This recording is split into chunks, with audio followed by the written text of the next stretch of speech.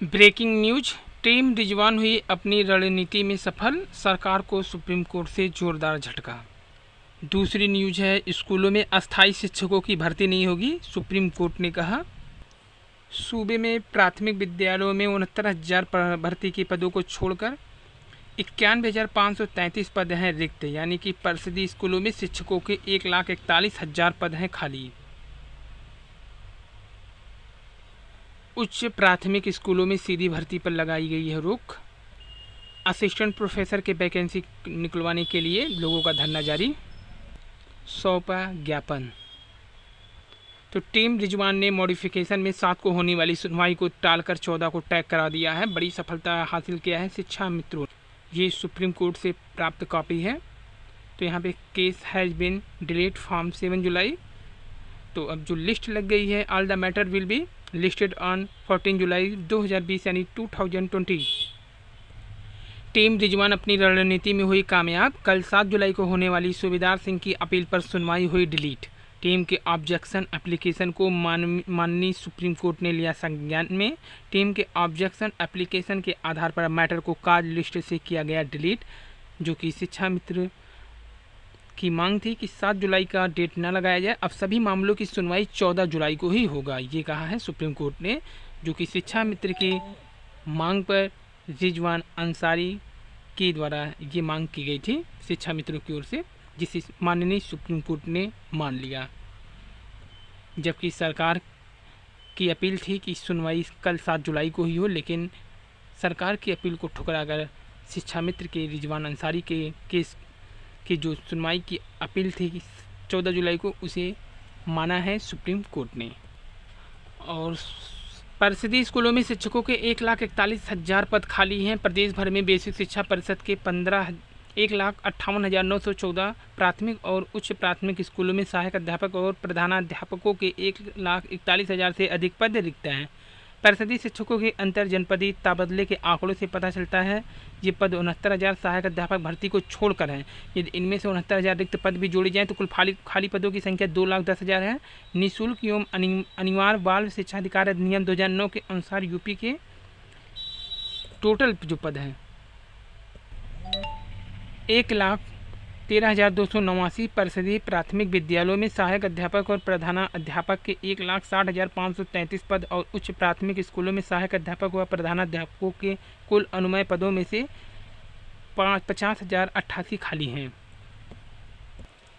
उच्च प्राथमिक स्कूलों में सीधी भर्ती पर रोक। प्रदेश सरकार ने परिषदीय 45,625 उच्च प्राथमिक स्कूलों में सहायक अध्यापक की भर्ती पर रोक लगा दी। से पूर्व 2013 में विज्ञान और गणित के 29,334 सहायक अध्यापकों की सीधी भर्ती शुरू हुई थी, जिसकी सभी पद भरने का मामला अब सर्वोच्च न्यायालय में विचाराधीन है।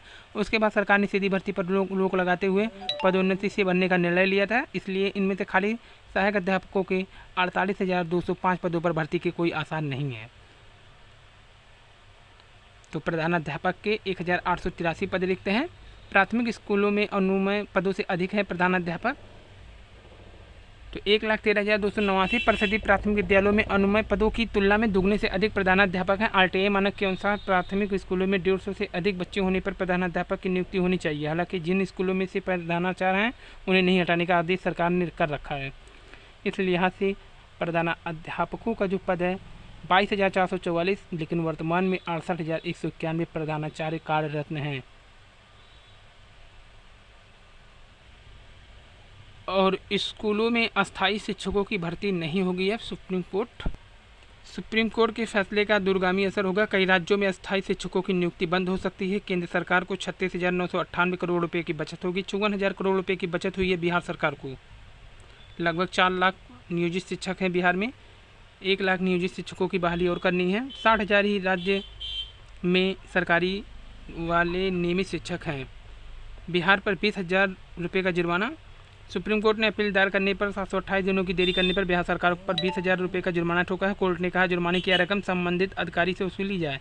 यह रकम सुप्रीम कोर्ट लीगल सर्विस को दी जाएगी। कोर्ट ने कहा यह सरकारी बाबुओं की हीला हवाली है और कुछ नहीं। कोर्ट ने सरकार का यह तर्क ठुकरा दिया कि देरी का कारण अपील पेश करने के लिए विभिन्न विभागों से ली गई अनुमति है। जस्टिस SK कौल और चंद्रा बनर्जी की पीठ ने कहा यह कोर्ट के समय की बर्बादी है, इसके लिए सजा जरूरी है। सुप्रीम कोर्ट ने बिहार के नेबरहुड स्कूलिंग के जरिए शिक्षा में प्रगति, बालिकाओं के स्कूल आने में बढ़ोतरी, जन्मदर में भारी कमी को देखते हुए राज्य में अस्थायी शिक्षकों की भर्ती को बंद करने का अनुमति दे दी है। राज्य में नियोजित शिक्षकों की संख्या 5 लाख है, जबकि नियमित शिक्षक 60,000 हैं।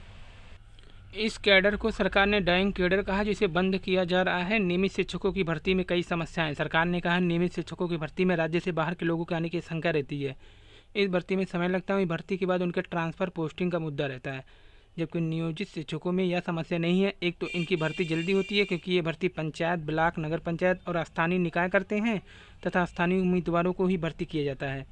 इस फैसले का दूरगामी असर है, क्योंकि केंद्र सरकार ने भी इसके कारण 36,998 करोड़ रुपये की सालाना बचत कर ली है, जो उसे राज्यों के शिक्षकों को वेतन की विसंगतियाँ दूर करने के लिए देनी पड़ती है। देश के हर राज्य में आरटीआई शिक्षा के अधिकार कानून की जरूरतों को पूरा करने के लिए शिक्षा मित्रों, नियोजित शिक्षकों, अस्थायी शिक्षकों को रखा गया है। नियमित शिक्षकों को भी मुआवजा देकर हटाने की योजना। इस फैसले का बिहार सरकार को 54,000 करोड़ रुपये की बचत भी हुई, जो उसे नियोजित शिक्षकों को नियमित शिक्षकों के बराबर वेतन देने पर एरियर के रूप में देना पड़ता है। इतना ही नहीं, राज्य सरकार को इससे राज्य को 10,460 करोड़ रुपये की वार्षिक बचत भी हुई है। ये रकम वेतन में बढ़ोतरी के कारण हर साल शिक्षाओं को देनी पड़ती। राज्य में 4 लाख नियोजित शिक्षक, 1 लाख की भर्ती और हो रही है, जबकि सरकारी शिक्षकों की संख्या 60,000 है। सरकार ने कोर्ट में बताया, इस कैडर को मुआवजा देकर हटाने की योजना भी है। सुप्रीम कोर्ट ने सरकार को इस दलील को भी स्वीकार किया। बिहार में अब स्कूल से बाहर रह गए बच्चों का प्रतिशत सिर्फ यहाँ पे 12 रह गई है,